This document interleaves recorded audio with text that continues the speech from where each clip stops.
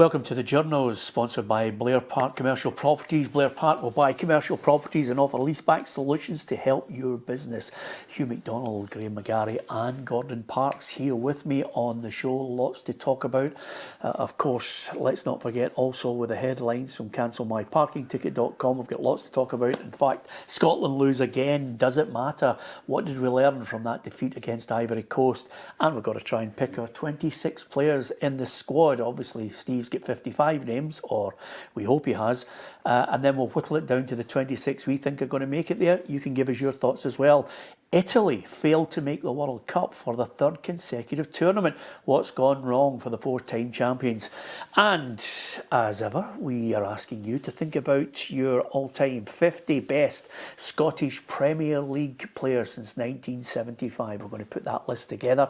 Don't necessarily have to tell us who's the all-time great. What we're looking for is players that you think should be in it, and we'll give you details about how you can go to the website, log in, put the name in there, and as soon as you put your name in with your email, you're in the hat to get a painting of your choice of your favourite player, and that will be Gio Thompson's job as the sports artist to deliver that for you. Just hope it's not David Dodds, isn't it? That'd be a...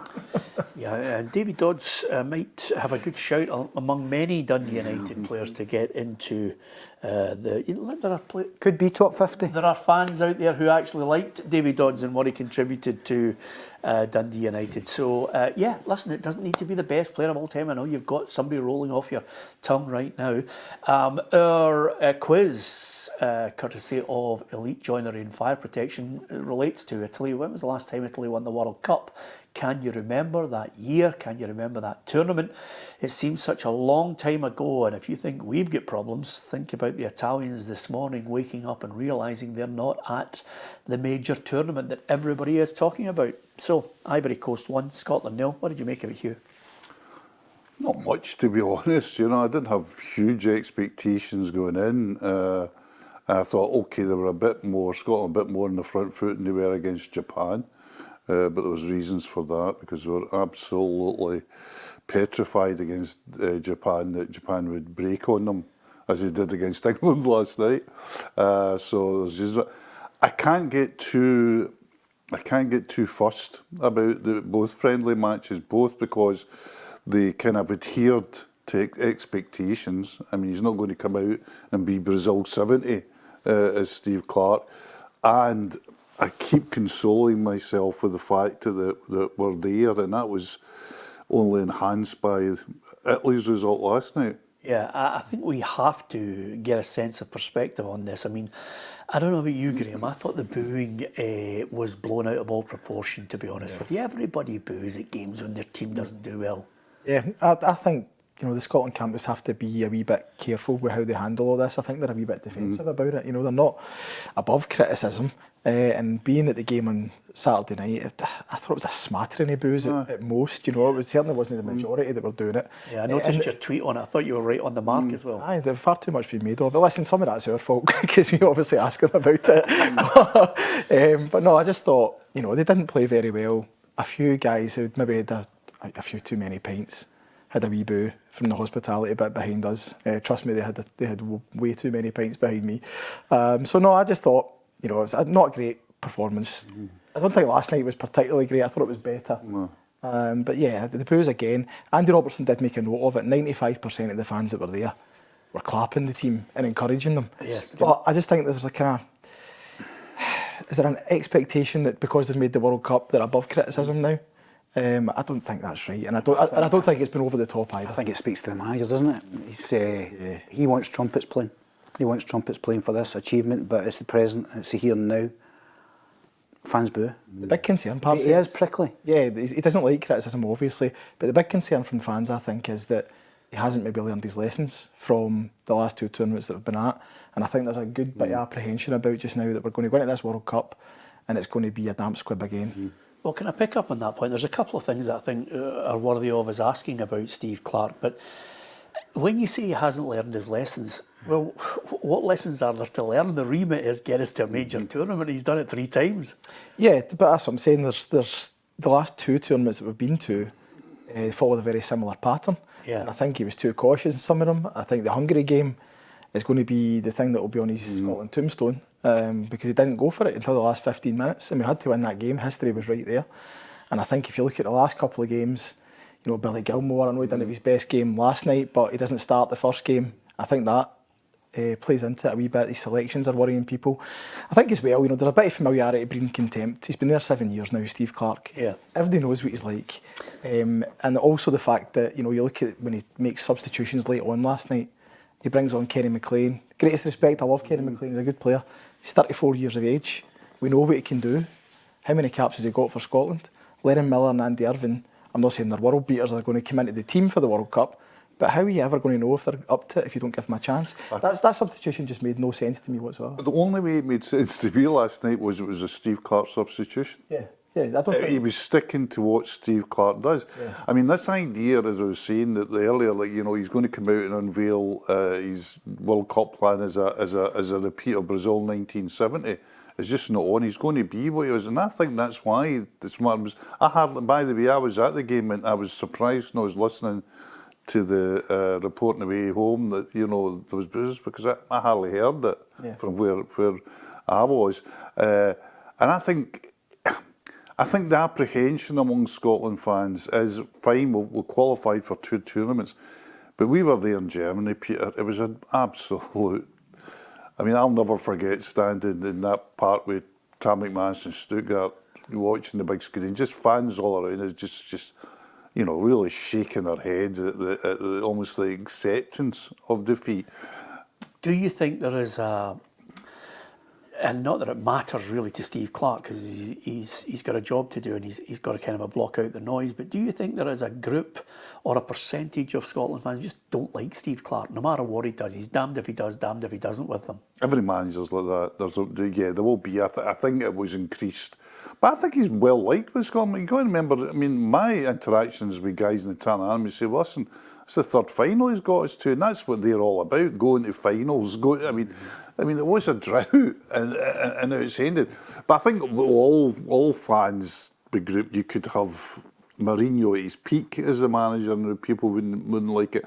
I think the fear, Peter, is that of this, let's go and just have a go. We're at the World Cup. Be careful with that, though. I mean, you're talking about playing in temperatures that are 90 degrees, more than that maybe. And I think the Steve Clarke way, ironically, could be an asset. Well, I said last night, I mean, I'm looking at the game and, you know, Tam McManus and we're constantly texting each other about performances, who's looking good, who's not, what's he doing overall.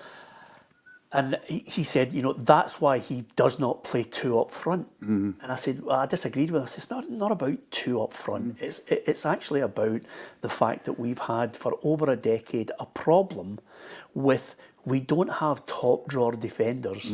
And we can't score goals. That's been a decade of problem. He's there 7 years and he's managed to get the best out of what we have available. And remember, by the way, I can remember going back to one player playing in the English Premier League, which was Darren Fletcher. You know, and we were scraping about trying to get players. I can remember in a situation where our whole nation was lifted with James McFadden scoring against the Netherlands, and then we go over there and get absolutely spanked 6-0 in the Amsterdam Arena. You know, so, and many good players over the last 20, 30 years have not actually got on their CV, I played at a major tournament. Darren Fletcher for one. Yeah, absolutely. So you have to look at it and you say to yourself, let's put it in perspective. From my point of view, I'm looking at it and it's like you can only do your best with what you have available. I think the biggest pain, and that's the thing that Hugh's mentioned there, and I think your Jens Berthelaskau is a perfect example of it. It's what you have, drill into them the way you want to play, and that's my problem. My only problem with Steve is, Steve, nobody's asking you to go gung-ho. What we're saying is, set them up in such a way that they know the drill, they're positive, they're going to try and go for it. Not gung-ho, just go for it. Be more positive, be on the front foot. And I think last night highlighted sometimes, Bartsy, I don't know about you, but we started well, but some of the passing into feet to go from middle to front was woeful. Well, I think the reason why he made the subs is because there's no addition here. He's projected his mind into what he needs, and it's going to be the same. people that can handle the ball are critical for us. Gilmore has to go and be an instrumental part of it. People that can take it and play, because we've got to keep it. And I have to say that anybody that's waving from the background or try to get on for 10 minutes and make a claim, not going to happen. That's why the template's rigid. He's not going to pull cards from anywhere. And that will serve as well. Were there any positives, Graham, from the players who were on last night? I thought Hurst looked lively, but he can't score goals. No, I thought he put himself about really well, actually. And if you're going to go with a striker like that, especially if you're playing the 3-5-2, if it's going to be him or Dykes, you've got to say in current form. Although Lyndon Dykes, I think, is quite unfairly maligned. He's done a great job for Scotland over the years. If you're looking at it right now, at least Hurst is mobile. Do you know what I mean? I'm afraid to say this is the thing about it, which I mean, Lyndon Dykes will run until he's literally got no breath left. But it's a Ron Seal moment.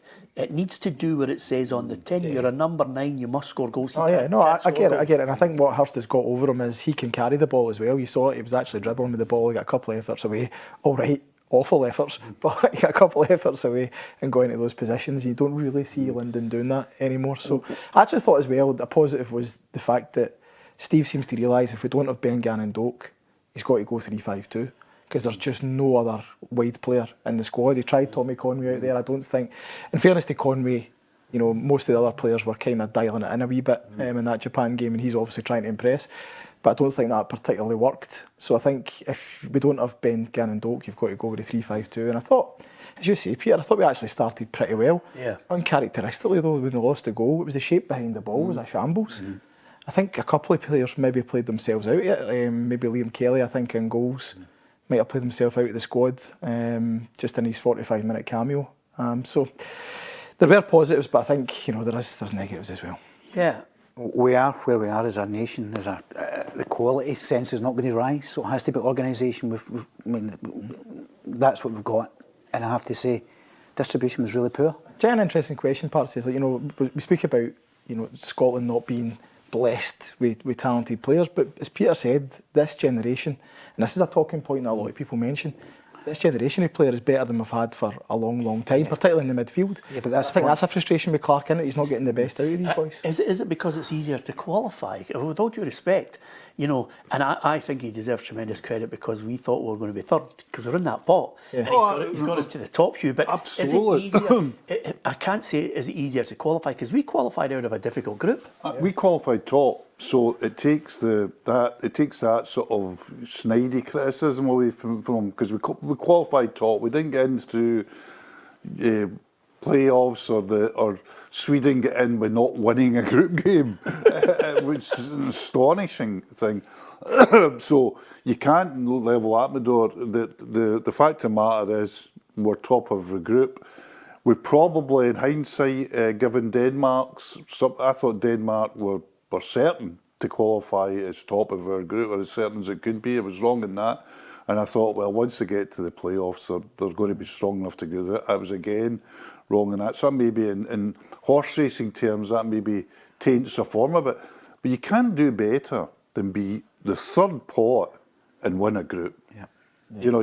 That was an incredible achievement. And another thing we've got to remember as well, and this great pragmatism about it, if they beat Haiti 1-0, the way results go, that could be enough to get them out of the group. Yeah, absolutely. I mean, we're now looking at permutations to beat Haiti. She hasn't said it. I know, but the thing about it is, everybody's looking at it as if it's a given. It's not. We've been there. We've seen Peru. We've seen Iran. Here's the games problem, are going to go on the front foot as well. It's going to be difficult. Here's the problem. New Zealand 5-2 and losing those 2 goals killed us. They will be fit, bursting, athletic, powerful. Everything in those conditions is against Scotland already. So he has to come up with. He'll have his team there, absolutely nailed on. But everything is against us. Haiti in the heat, I can see it now. The one thing I would say, and this is where I hope he's it's a Gordon Strachan line, better being lucky than good sometimes, and I really hope he's lucky because we need a Ben Gannon Doak. We need players who can suddenly go beyond, take a player on, make it a 2-on-1, give us an opening that suddenly, but suddenly opens the game up for us. But I also think, and Scotland players did it last night, I watched some of the passing when it did come off, is we need to do what, and I hate to go on about Motherwell because people are just still, feel free. people are actually thinking I'm a Motherwell fan at the moment, but the point is this: if your manager says to you, listen, you've got to be brave in your passing. You've got to go that way. You've got to go forward. Now, when Motherwell pick it up, it's an Elliot Watt. He looks and then he says to himself, right, instead of that safe square ball or go back the way, he then looks to break the lines with a pass forward. He has to have options. He has to have somebody moving. And at times last night in the early part of that game, Scotland did create angles so that somebody could make that forward pass. That's what we need to do. Doak will do it in his own way because he goes beyond and beats players. But that would change what I would think would be the style of Scotland. But as ever, we can't be going into Brazil thinking, oh, we need a point. We've got to beat Haiti and then maybe rely on what you were talking about is Steve Clarke at his absolute best. Listen, everybody, sit in, let's drag this out and wait for a set piece. I'll tell you a great story. Spoke to Graham Souness on Friday and he said, I said, America's going to be scorching, boiling. He went, I played in Seville against Brazil. He says, I remember it well, night time, cooking hot. He says, I watched the warm-up with Zico, Eder, Falcao, Socrates, just looked about. He says, by the time I get in, get ready, I'm in the tunnel. He says, the referee came up to me and said, want to wish you all the best and may the best team win. He says, and I turned around to Alan Hansen and said, let's hope not. Yes, absolutely. Not as great a story as I thought it was going to be, personally. You know what? I was waiting on a Graham Souness insight there that was going to give us I'll tell you the problem with that story. I've heard that story before. Ruffy tells that every week. I'll tell you the problem. Although he adds a few expletives. You've got to swear. You have to swear. I know, exactly, I know. But I was waiting on a bit of Souness insight into something. Listen, if we do this or we do that, but we didn't get it. The problem with Steve Clarke, of course, is on the ball, we're not creative. And again, one of the problems against Hungary was that Hungary were, the Hungarian coach said afterwards, we just let them have the ball. I mean, because they're not going to hurt us. So that's going to be his problem in the first game. It's not going to be his problem in the next two games because Morocco are a top-class outfit and Brazil will be Brazil. They won't be the greatest Brazilian side of all time, but they will be more than decent. They'll go in as one of the favourites for the tournament. So that means you sit in. But I think the problem against Haiti, first game, everybody's saying, right, you've got to win, and you've got to produce. That's when it right away you're in difficulties, I think. Yeah, it goes pear-shaped. Okay, without dwelling on it too much, but I think it's well worthy of our consideration. Everybody and their granny is now thinking, okay, listen, forget the 55, because even if you put 55 names out there, including Souness and Dalglish, nobody would bat an eyelid. He has to whittle it down to 26. And of the 26... I need you probably come up with, you've already got Kelly maybe forfeiting his place here, but Gunn, Kelly, Bain, Hanley, Hyam, Robertson, Hendry, Patterson, McCrory, Ralston, Tierney, McKenna and Suter, Gilmore, McTominay, Ferguson, McGinn, McLean, Christie, Miller, Irving, Dykes, Curtis, Hurst, Conway and Adams. Now that's the 26 that they have on the squad on the SFA website at the moment. And then you know that Hickey, Shankland and Doak are missing. So give me players that are out with that. I mean, people are talking about, Ollie McBurney's goal scoring prowess at the moment in the albeit in the Championship, and he's been out in Spain as well. So, But we're not having that. No. But I'll start the ball rolling. Go on. Craig Halkett is exactly what you need. He can handle the ball. He's physical. He's in the prime. What about He's a better player than Suter. What about Hughes' point? He's going to revert to type. He's going to stay loyal. I get that, but I'm not beating him over the head with it. I like his quality. Not just that, there's another tendency. I think Dom Hyam would be above Halkett in the pecking order as well. Not because I think he's been absolutely outstanding, but because he plays in the Championship and doesn't play in the Scottish Premiership. And I think Steve Clarke rates that as a higher league.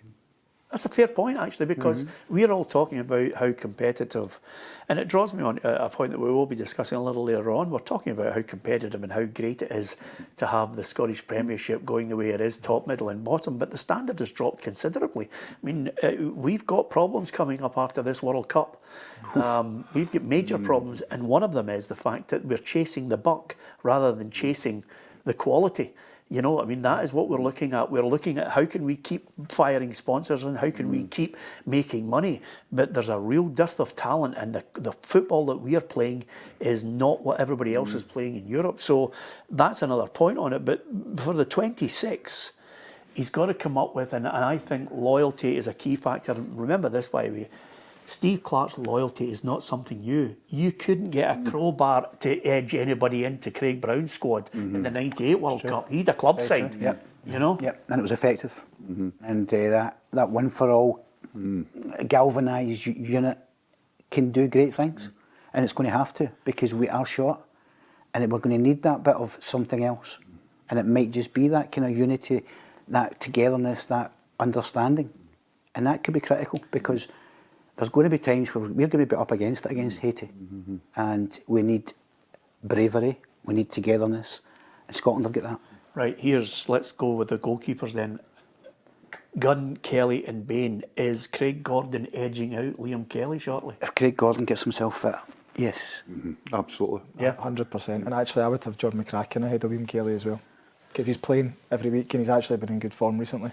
And it's nothing against Liam Kelly. Interesting. He's not If playing. you speak to any of the players, Liam Kelly's one of the most popular guys, not just at Ibrox, but amongst the Scotland players. He's a lovely fella, right? So that, I mean, do you keep him for that group dynamic? Listen, if he's just there as a training goalkeeper, maybe you do. Aye. I mean, that's the reason that he didn't take Gordon the last time, wasn't it? He just needed a training goalie. So, maybe. But I just think Gordon's got to be back, aye. If Gordon's fit, he's back. Does Gordon play? Well, For me, he does. See, He's the fit, he great plays thing, for me, aye. the great thing about Clarke is you can always... Predicting Clarke is quite easy, because Clarke does what he always does. And his thing is, all the time, you know, when he was bringing back Gordon, everybody said, I mean, that was it Finland in a friendly? It was Gordon's last place, and you were saying, oh my God. I mean, it was almost embarrassing how bad he was that night. Testament to him that he recovered from that and put himself up. But testament to Clarke, it's a very Clarke thing. He'll go with what he knows. That's why a conversation about the squad is going to be very, very limited. Because this isn't a guy like Sven or Gordon Eriksson that suddenly comes out and takes, Theo Walcott to a World Cup when he's 12 or something like that. He's got to bring his parents with him. Yeah. I mean, he's not going to... I mean, the biggest shock I've had in the recent years with Steve Clarke was when he brought Finlay Curtis in the team. You're going... I mean, he doesn't make shocks, Steve. Just, I'm going to, and on the Finlay Curtis thing, I'm going to throw something in once we get to the midfield and possibly the forward element of it, because service is key to it all. I'm just looking at. I'm looking at the backline now. So we've said Gordon. I think Gordon starts because he's the best goalkeeper in the Scottish Premiership, unless you're going to tell me differently. Yes. So Hanley, Hyam, Robertson, Henry, Patterson, McCrory, Ralston, Tierney, McKenna and Suter. If Hickey's in, who's dropping out? McCrory, probably. I think probably McCrory, yeah. I mean, a lot of people will say Anthony Ralston just because he's not very popular and he's getting kept out of the Celtic team by a Scottish guy, who isn't in the squad, Colby Donovan. But yeah, I think probably McCrory's the one that will drop out just because of that team unit thing. I'm going to throw something in just as a noise up, right? Just because you're here, right? Go for it. But would Stephen O'Donnell feel miffed? I know he doesn't like him, but I like him. Stop saying I don't like him. I don't think he'll feel miffed, but I do think he's been the best right back in the Scottish Premiership this season. There you go. Who's been better? I'd just like to throw it as a noise up for him because Stephen O'Donnell is in the Anthony Ralston.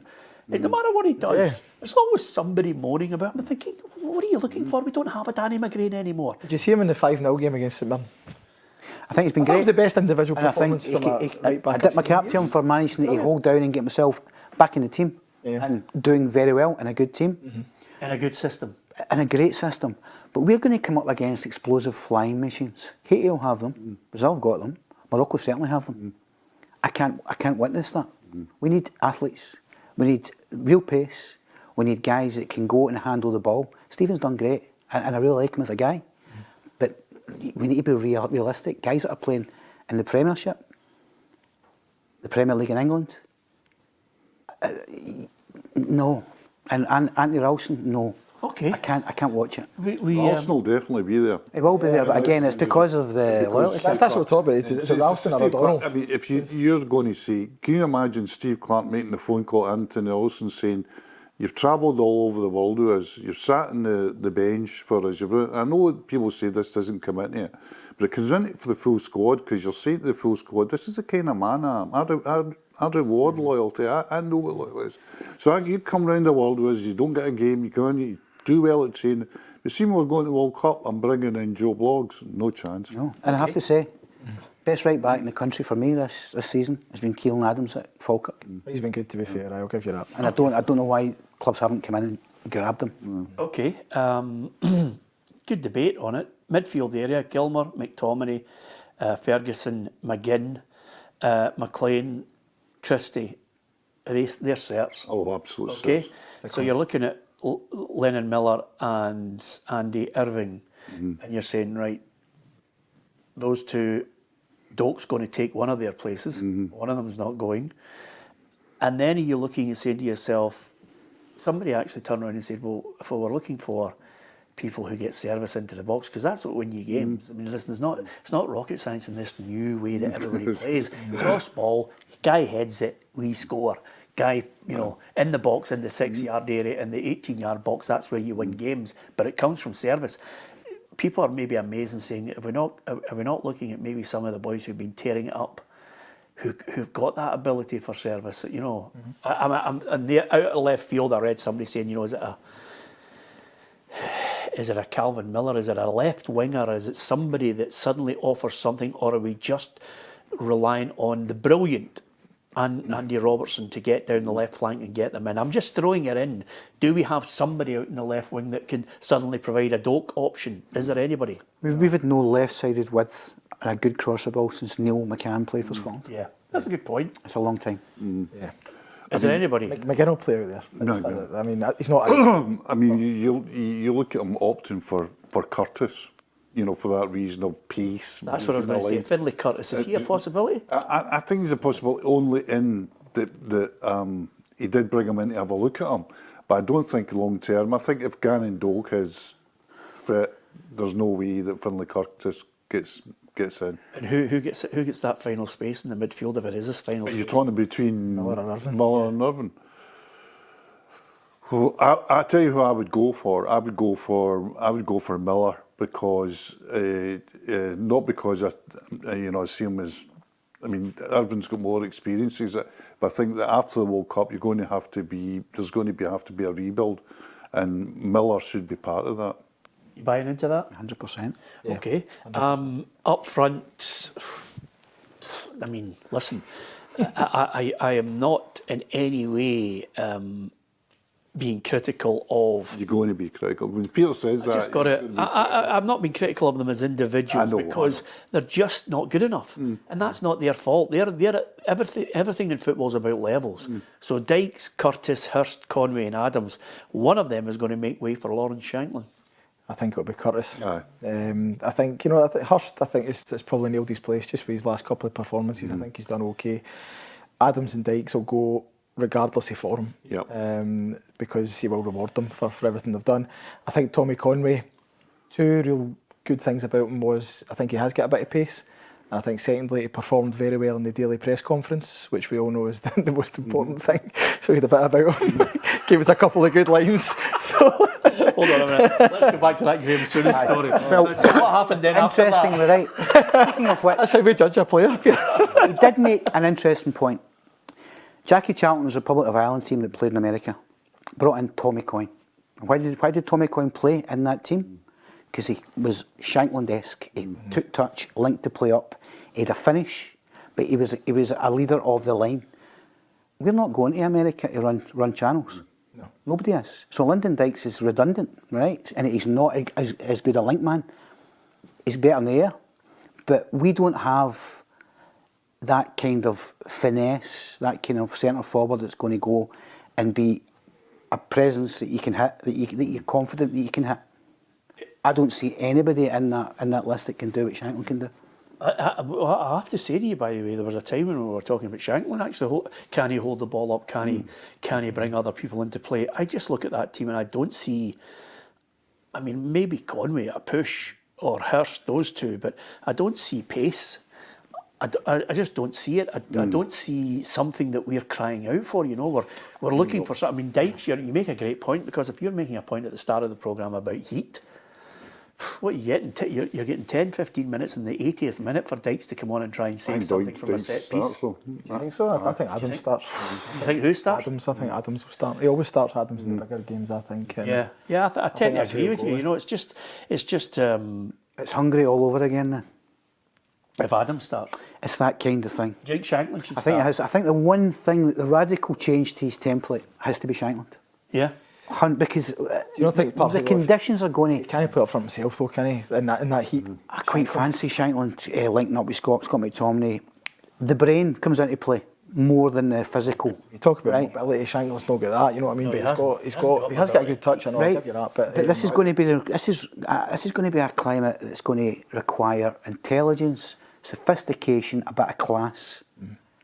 I don't see it in any of those guys. Well, the thing about Shankland is, not to be too strong a point in it, again, predicting what Clarke does is always predicting what he's done in the past, you know, and there's a strength to that, don't get me wrong. And I wouldn't say he doesn't fancy Shankland. I don't think that's too strong, but I wouldn't think he was one of you're definitely right. Shankland's great admirers. Hugh, we're watching the Hungary game and the two of us are looking at each other and saying, get Forrest on, get Shankland on, service and a goal scorer, and he would not do it.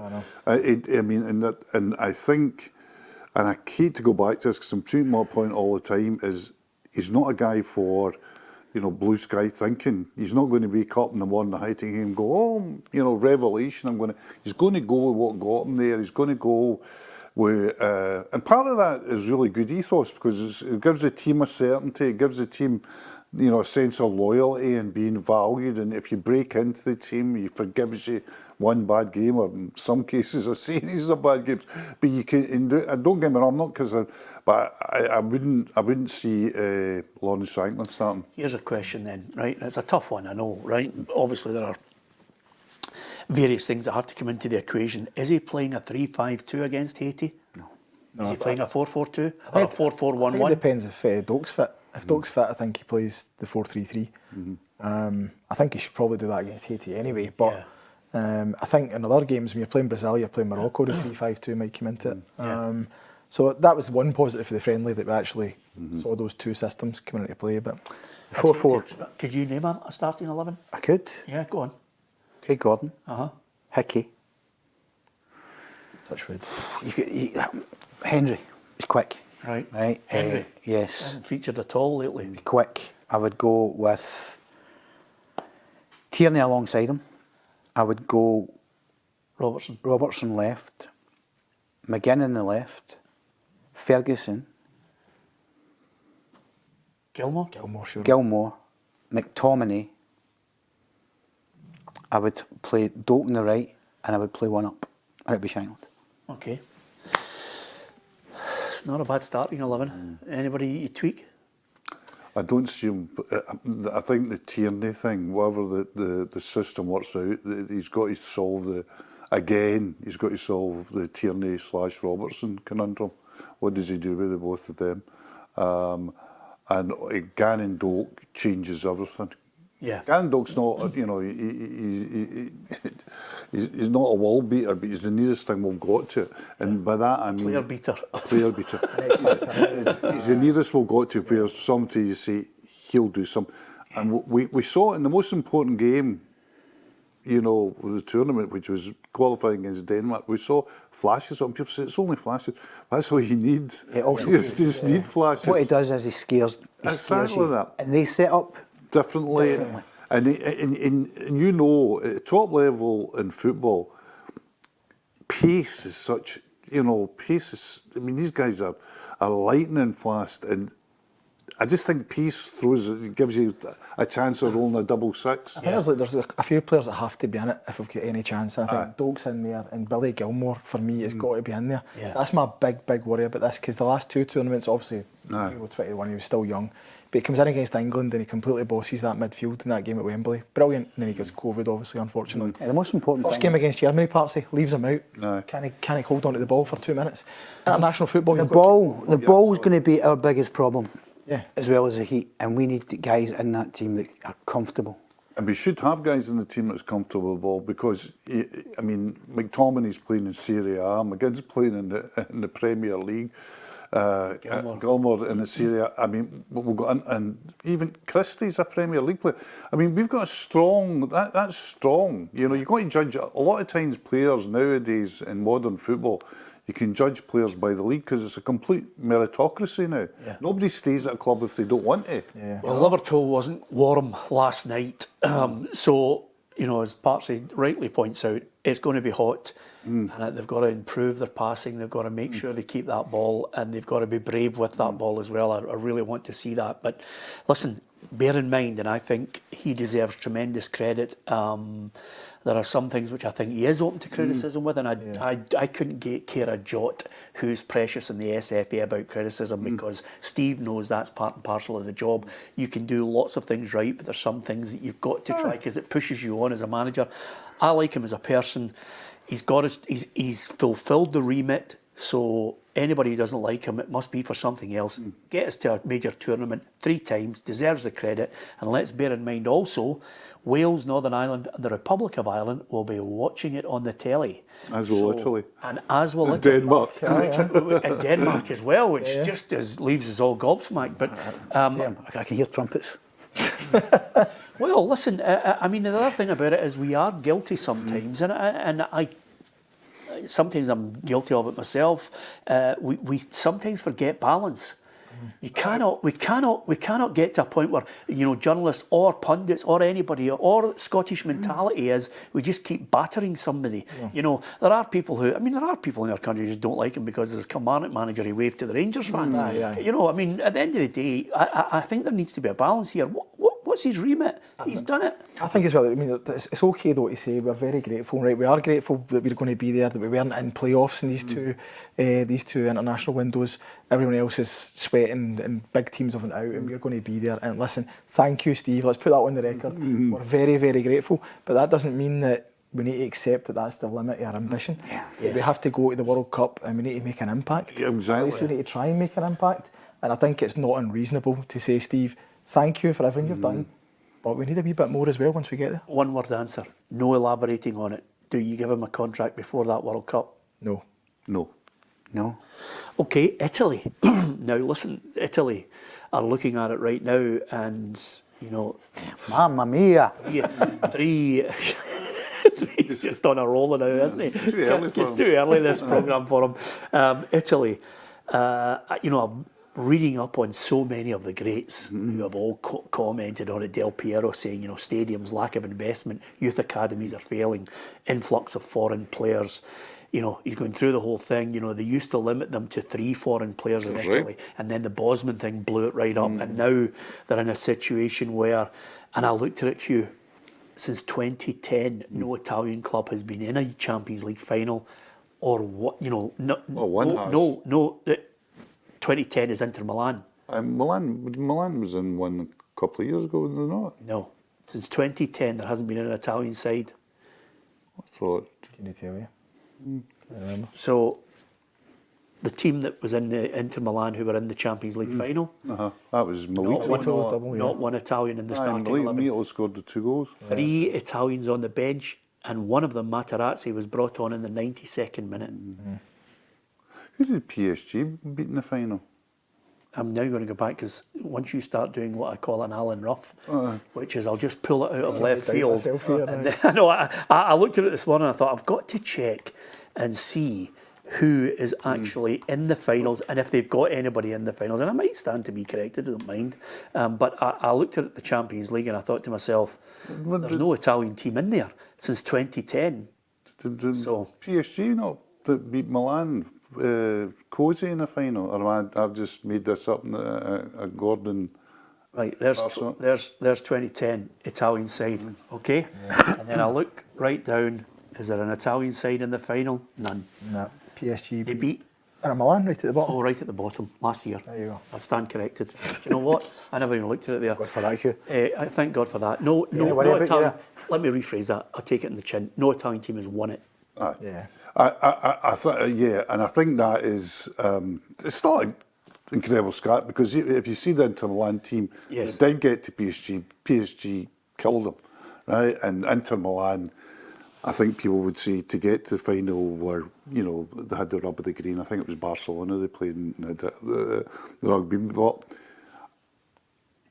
for people of my age, go back to this, Italian football was always the greatest league in the world. You know, it was what everybody wanted to go to, whether you were going back to Dennis Law and Jimmy Greaves, Bergkamp, Lothar Matthäus, blah, de blah, de blah. And then they had their own players, you know, that you could watch every week. Your Tottis, even going back to before that, Rossi's, etc., and defensive. And obviously, two things have happened there. One, the wheels have come off financially. They don't have the financial impact that English clubs have. And the second thing is, because of a culture of bringing in overseas players, they don't have the younger players coming through. Yeah. I mean, you can think of it yourself. I mean, at one time, off the top of your head, you could name an Italian national team 1 to 11. You know, could you now? I couldn't. No. It struck me, I watched their game against Northern Ireland the one night in the semi-final. I thought they were really poor. Really poor in the game. And you're looking at some of the players and they're playing at a decent enough level, but there was no cohesion, there was no team unit. I know Gattuso was the manager there just now, but... He came in when they, you know, he was coming in to try and save it. Aye, and it's not what happened. So, no, I thought they were poor last night as well. I mean, I only watched, obviously, after the Scotland game had finished. I know they were down to 10 men, but I thought Bosnia deserved to go through. I mean, it's actually alarming. If it wasn't for the strips, you would think that was an Italy team. Watch that verve you've got with Italy, that kind of tempo they play with, and they can slow it down, and there was none of that. It was hard work. Yeah. They have a problem at a certain level. Obviously, the stadium infrastructure is a different kettle of fish completely, but the academies and the ability to bring people through is where they see it a big problem. And also, I think it's our problem here, is you got to give your local players, you've got to give the homebred players a chance to play 50 to 100 games. You've got to stick with... If it was me, and it brings me nicely on to our problem here as we get ready for the most competitive finish of all time, I think, since a long, long time ago. You know, I think I go back to 85.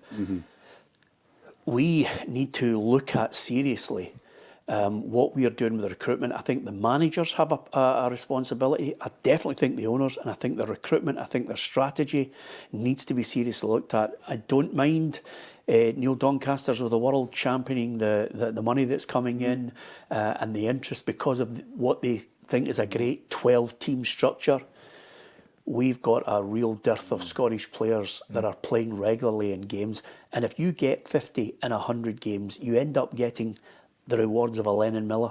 Yeah. I'm just wondering in Italy if they're sitting talking about this influx of Scottish players blocking all the young Italian lads. Brilliant point. So we've actually benefited from it, from the finances. You should get James McCarthy and James MacArthur and study exactly what the impact of playing early, young, getting trusted and getting a run of games. 100 games and then get moved to England. Yeah. We're no worse off, Hugh. We're no worse off. If they turned round and said, you know what, we're going to change that strategy, we're going to try and play more and more Scots, we're no worse off than the strategy they've had for the last 20 years when the actual performances out with Celtic and Rangers, most notably more Rangers, has been abysmal. They can't get into group stages, and if they do get in, it's because they've dropped down out of the Europa League into a Conference League. Their performances have been abysmal, bringing in substandard foreign players. They need to have a long, hard look at themselves and start saying, We've got to either look and say to ourselves, and I understand the cherry picking of younger players away down to England because of the way the structure of Brexit has affected everybody, but I think we've got to do something, Hugh. We can't keep getting to a situation where in August and September we come on the Journos and we go, by the way, they're all pumped out. Can I make a quick point? Go and watch academy football. Go and watch youth. These kids are not, I mean, honestly, they're coached to death. And you're talking about playing the ball forward. There's very little there. And a lot of it's too structured. They need to take the structure away and just let them play. Because they're not banging the door down. It's a good point, by the way, because I mentioned to Hugh, I was out with David Moyes the other week there, and he said to me, it's been coached out of them. Aye. You know, that ability to be free thinking, you know, skill, left foot, right foot, take a man on, have a bit of fun, enjoy the game. It's been coached out of them by people who are on computers giving it, this is the formation, pass, pass, pass, pass, pass. Don't take them on. By the way, you'll lose the ball. You're getting slaughtered for it. Yeah, absolutely. I mean, but listen, nothing's changed in the last kind of, as part of says, it's been 2 decades or more that they've been putting up with this. When I was at school with a guy who went on to play for Rangers, Stephen Hughes, who was a good player, a very good player. And at our level, he was sensational. And when he was playing at school, he was getting the ball. And the whole tactic we had was, Graham, I was a big fat centre half, win the ball, give it to Stephen. He would beat 3 guys and put it in the top corner. He went to Rangers. And he wasn't allowed to play school football anymore. Wasn't allowed to play with us, wasn't allowed to play in the playground. Now, listen, he had a good career. But was he the same kind of free player that he was before? It was all sideways passes. Every footballer needs a sliding door moment. Yeah. Tierney had his, he got thrown in. Remember that? McKenna was at Ayr United, drifting out the game. Shankland was at Queen's Park, Aberdeen, then thought part-time to Ayr, drifting out the game. Managers trust, it's what sliding door moments are. Trust, go and give them a run, sink or swim, and we don't have managers brave enough to do that. I think the alarming thing is parts. See, if you look at the players who have come through, the likes of Lennon Miller, you're relying on the parent being. But Lennon Miller gets spat out as well. This is what I mean, though. Like you've got Lee Miller. Lennon could have left much earlier than he did. He could have went to Rangers or Celtic and sat on the bench. But Lee was saying to him, no, listen, I've been down this road and I know what's best for you. And he played 100 and something games, and he gets a really good move. And now he's starting to make an impression in Italy as well. Yeah. But you're relying on the parent having that experience. There's no structure in place where, you know, we're saying to guys, this is the path you should follow. We're losing all the kids to English teams. They're sitting in academies. Look at Ferguson. Ferguson got back out to Rangers and go to Hamilton and then found his feet and then his career kicked on for there. These are all sliding door moments that are more by fashion than design. You've got to be given the opportunity though, Hugh. That's the problem with it. I don't have any problem with that percentage that we have, and it's a greater percentage now of players going to play in foreign shores. Obviously, we're worried about the fact that, there's a 15-year-old who's just about to be sold from Rangers or Celtic, or you know, and they're going down south. Fine, and you know, hopefully they don't get lost in the system as many have. But up here, can we get to a situation where people go, we're going to trust and give Scottish players the chance? I think there needs to be a mind change. Well, I think there's 2 elements to it. The first one is give kids a game. I don't see that changing. I think the short-termism, I think it would have to be mandatory to play kids. Yeah. And you can't go down that road, because if you go down that road, the clubs will go to, you know, labour laws and things like that. You can't go down that road. So I'm saying that I don't think the short-termism is suddenly all the Premiership managers wake up in August the 1st, whatever, and says, you know what, I'm going to give a couple of 16, 17-year-olds a game. They're not. The second aspect of it is the style of play, where we're talking about getting it coached out of them, not taking on players. That is a global thing. It's not a Scottish thing itself. I think there's become an orthodoxy in coaching, which you see generally all over the world, where players just don't take on play people anymore. The amount of times, you can watch it yourself, you watch the Champions League, you know, the amount of players that you could see in the Champions League, which is the best, better than the World Cup. Champions League is the best footballers, maybe ever, in terms of fitness and technique. Name 5 that will go past somebody, you know, and it's the thing that gets me all the time was like if it was a rule change, you know, and I say this mischievously, but I would say if you're a winger and you cut inside and you cut back 3 times, you're automatically substituted. Because you watch every winger now, they all do it and they do the horseshoe again. Yeah, absolutely. And that's a coaching thing, and it's not a Scottish thing. Because it's happening in the Etihad, it's happening in the Emirates. It doesn't happen in Morocco. It doesn't happen in Haiti. It doesn't happen in Brazil. These people go and play for fun on the street. That's how they get brought up. Their touch is great. We're going to see that. But once they get the professional, they're told. I mean, you watch even now. Listen, you watch the Brazilians. I'll go back to. I spoke to a coach who said, "You can teach players how to pass the ball, how to manage a game, tactical stuff from 15." They'll get it in and they'll do it. But you can't teach them how to dribble or their touch. That is between the ages of 6 and 12. And what have we got? Pass to the side. Play. But that's why don't play. That's why Doak excites us so much, isn't it? Like, because Doak's such an anomaly. It's like go. Listen, and even then he was given a couple of run-outs at Celtic just to try and to stay. Wink him into staying, you know.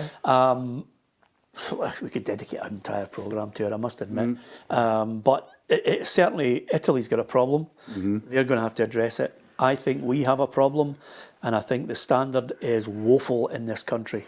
And I think the structure doesn't help, the 12 teams don't help, and I think the managers and the recruitment people and the way we go about it needs to be... The reason why we're raving about Motherwell and Falkirk this season, and the reason why we rave about guys like Nicky Cadden, is because they get it, they shift it, they beat players, they get it into service. Calvin Miller, 28, the reason why I like watching that boy is because he goes and takes players on. The reason why I love watching the boy Congreve, I'd pay to see him every week, is because he beats players.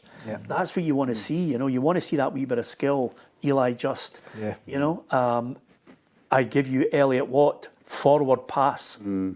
You know, that's what you want. You want to see players who can do something.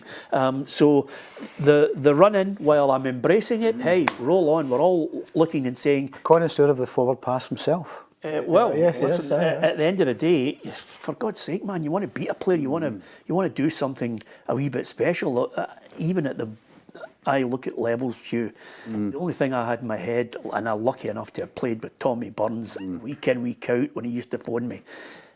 Lift your head, make a forward pass, not a sideways pass, not a... See the amount of players play the ball back now, do your brain in. So with that in mind, we've got a great end to the season. Give it the proper build-up. Build-up. Hibs Kilmarnock, Motherwell Falkirk, Rangers Dundee United, St Mirren Aberdeen. I mean, honestly, what's St Mirren Aberdeen going to be like? Do you know what I mean? I mean, St Mirren in free fall, Aberdeen, torture. Absolute torture. A Robinson team against a Robinson team. Yeah, and then you get Sunday Livingston against Hearts and Dundee against Celtic. I mean, it's so exciting it defies belief, Hugh. Well, I think you made the right point when you said going back to 85, because when you go back to 85, you can talk about more than 2 teams being in a title race. And you can talk about more than 2 teams, and one of those teams being not Celtic and Rangers. You know, you're bringing in a third team. Back to 83, we had 4 teams. Yep. Because with the new firm then very, very strongly, 86 with Hearts, of course. But yes, with all the caveats about quality, it's still a stunning running. And it's got a running at the top, which is going to be very difficult to predict, with changing everything. But it's intriguing at the bottom as well, because I think the St Mirren Aberdeen matchup was really good, because as you say, you've got 2 Robinson teams, but you get 1 Robinson team that Robinson has slaughtered. I don't know. I got sort of bad vibes from that, because it reminded me of Terry Butcher and Hibernian years and years ago. When you're in these situations, it's best to keep sometimes your mouth shut outside the dressing room. It was great for us, of course. But, I mean, Aberdeen are collapsing at such a rate that they're in real trouble. Jimmy Thillian's last press conference at Falkirk, spoke about egos, individuals, and then he left. what did Stephen Robinson, what's he left with? I think he's doing the right thing. You wouldn't want any of those Aberdeen players in the trenches with you, would you? I mean, none of them. Oh, but you're now reaching, apart from you're now Shinnie, reaching critical stage, critical mass here, so it's going to have to be the writing's on, tell it straight, and Stephen Robinson's great at that. I'd love the Opta stats on how often the ball's in the park, in the air, on the deck. It would be a great look, wouldn't it, Hugh? It's a great stat, isn't it? It won't matter what the pitch is like this week, so... Oh, absolutely. The ball will be heading off to the hospital to get some serious treatment at the end of it. It's a blood, guts and thunder game. And the opposite of that, you look at it, Rangers take Dundee United and then look and wonder if Livingston are going to derail Hearts. Rangers, suddenly find themselves top of the table alongside Hearts before Hearts kick a ball. Yep, and it's a very valid prediction, I think. I think Rangers, particularly at home, I don't think there's many question marks over them at home. They've done really well at home. I think their trials will come on the road, and of course the trials will come for all teams when it gets down to the nitty-gritty at the split. Dundee United, what's the euphemism, very one-dimensional at the moment. They'll sit in, be physical, but Rangers will expect to win it. I actually saw the reverse fixture with Hearts. One of the few times I've watched Hearts live this season at Livingston, and they just got out of it by the skin of their teeth. And that'll be a difficult game. But maybe Livingston are too far removed to that stuff, fighting for your mortgage and all that. I was in Edinburgh at the weekend there. The Jambos are believing. Yeah, 80% of them in the audience, and they are. There's just a feeling 7 games to go. Livingston won't get in their way. They've got that feeling now that they can do it. I still think there's a few twists and turns. Dundee against Celtic. You wouldn't bet against Stephen Presley beating Celtic. I mean, I just think Celtic are gone. You just definitely wouldn't bet for Celtic to win any game. The way they are at the minute, just completely inconsistent. You watched them up at Tannadice. I mean, what was that? There was nothing, absolutely nothing in the performance. In Dundee United, actually, I thought Jim might have been in a sugary peg after the Dundee derby. They actually played really well in the game, but then lost a couple of late goals, obviously. So I expected Celtic to go up there and kind of turn the screw, and they were absolutely pathetic, passive, and were bullied. So I don't think Big Elvis will be telling his boys to take a step back. I actually really fancy Dundee to win that game. No. I don't think so. I think this is the time Celtic step up. They've had their shot. You said that last I think week. so. I still believe it. Yeah. And I think, listen, you look at the pitch. The pitch is a massive factor. This is a wake-up call for Celtic. They're the best team. I think they'll start to motor now. I think the best individuals, but I wouldn't say they're the best team. Got to. Oh, listen, even Martin Hill concedes it, and it's the last point we'll make on the show, Hugh. Martin Hill says one more and we're gone. Yeah. I think so. The good news for Celtic would be if Elvis decided to go for it. That would be, for me, that would be good news for Celtic because there's a bit more space. Problem with the last couple of times against Dundee, where Celtic have struggled. Not only getting beat against, but struggled at Celtic Park to overcome, was the Dundee shape was so good, and Elvis was so clever with any time that Dundee had possession in the final third, they hoofed it. They just knocked it into space. They didn't want possession in their own final third because they knew Celtic would press very quickly, and if they lost the ball there. So they were so well drilled by Elvis, and that caused Celtic problems. It caused them problems in the cup game at Celtic Park as well. So I think Elvis will be more. I think he'll stick to that tried and tested containment game. I still think Celtic will win, but it'll be very narrow. I find it's great for the weekend, the whole recipe of the drama and all that. The fact that Celtic are on their final written warning, right? You've got that element to it. Can they step up? Well, they have to. Right? I mean, can Hearts go there and manage to climb that fence? Yeah. All these things can Dundee United made a fist of it as they did against Celtic. You've got so many different strands to it. The only saving grace is, and this is the saving grace, is Hearts have still got an Edinburgh derby, and Hibs would love nothing more than to derail them. Yeah. Falkirk and Motherwell will take points off these two teams. Three teams will do them in. So there's a twist along the way still to come. I mean, I was slaughtered in the show for saying that Falkirk could cause problems to Hearts, but people say, well, you know, Hearts have beaten them in the league, etc., etc. But I think Falkirk knocked them out the Scottish Cup, you know, so Falkirk can cause problems. Don't get super sensitive, you know, the Steve Clarke thing. I don't think there should be. You've got to take some criticism. No, I think the booze, I was disappointed. The trumpets are I was surprised. And I was disappointed. Yeah, absolutely. The great thing about it is there is an element of respect for you, but you have to take criticism. I don't know if I have to. That's the good thing about it. The answer to the question, Italy, last time they won the World Cup? 82, No, 2006. 2006. I forgot. Thank God you said that, Hugh, because that gets me. We may have to talk after this. That gets me out of my Champions League mistake. all I did was I looked round the left-hand side, which says winners, and I never looked at the fact that the losers were actually Italian side. So you've got me out of it. That was the last knockout tie in the World Cup. Wow. 2006 final. Aye. So there you are. So when was the last time Scotland won a friendly at Hampden? 2016 against Denmark. Blows my mind. That's a stat that's just crazy. Yeah. Anyway, listen, it's a fantastic time to be Scottish watching this unfold because it's mental. It's great for us. Yeah. Thoroughly enjoying it. Don't forget, pick your all-time 50 Scottish Premier League players since 1975.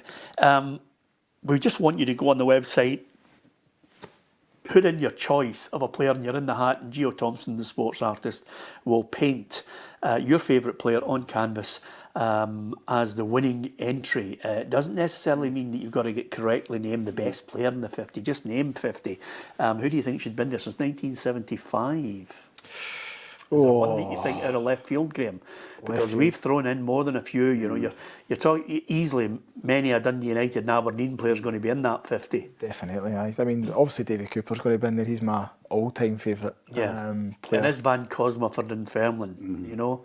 Yeah. There might even be Henry Templeton. Kevin McAllister from Falkirk. Zoltan Varga. He was a great player. Was Zoltan Varga before 75 or after it? I think he'd be after, maybe, I don't know. I've made a boo-boo with the Italian World Cup. So and I've actually got a great Italian 2006 World Cup story, much better than that Souness rubbish. Only because about Marcello Lippi and a salmon, and I'll tell you it one day. Does he get swearing in it? No swearing in it. Yeah, absolutely. The only thing that lacked was a swear word, right? Absolutely. Henry Templeton. Henry Templeton, listen, wonderful. They're all great shouts because, you know, Tam McManus on Monday. He's not in the top 50. There's no way Tam McManus is top 50. He's not in the top 50. We're going backwards. No, but he swore on the show. Did he? All the boys looked round, and Alec Ray looked round. Now, when Alec Ray looked round for swearing, there's something wrong. And he looked round, and Tam's effing on the show. So I know what you were going to say with the Souness story, even with the expletive. It wasn't as great as I thought it was going to be. I thought we were going to take the boy out of one high B could be Sozi, if you've not mentioned him. Frank Sozi. Eremenko. Class. Eremenko was great because Russell Latati was definitely, if only for the madness of what was going on off the field, and then he comes on and plays like a magician. Dundee as well, Caniggia. Caballero, brilliant. Caballero. Is Ravanelli getting? Probably because he's Ravanelli. And because and on the basis as well, when I was once at Manchester United, he was there for Sky Italia, and he spoke to me. He gave me 5 minutes, so that's enough. Exactly. He's in. Tommy Conway. He's in. Tommy Conway rule. To be honest with you, I still think Ravanelli's waiting on his last wage from the previous Dundee. When I looked at him, I don't think he's desperate for it. When I met him, and so it's a great one, isn't it? 50 players. Oh goodness, aye. You know, Scottish Premier League since 1975, and we've had 2 or 3 incarnations of the Premier League, but it's well worth firing them. Well, I mean, that's another. But it's another thing about the sadness of the demise of Scottish football. Let's be honest, we love it, but the demise of quality, that we can look back at the beginning of the century, and we can look at Rangers buying World Cup winners and Celtic get Champions League winners, buying Champions League winners. I just love the fact that in Dundee, in one of those tenements, there's a guy with Caballero, Canigia and Ravanelli framed on his wall, signed. Doesn't get- Jim Duffy underneath. Yes, absolutely. Craig Burley. You know? I just think you're talking about Italy, Paolo Di Canio, illuminated Scottish football. Yeah, absolutely. A technician of the highest order. Where are they now? Yeah, exactly. Where's George Cadetti? He's a great man. Anyway, on that note, give us your 50. Get on the website, www.plzsoccer.com. Thanks to the lads for the Journos. Thoroughly enjoyed today. Right good Barney about international football. We're there. Let's celebrate that. Let's end on a positive note. Thank you to Steve Clarke. The criticism will come fast and furious after that. From Hugh, from Graham, from Gordon Parks and from myself, Peter Martin. Thank you for listening. Thank you for watching.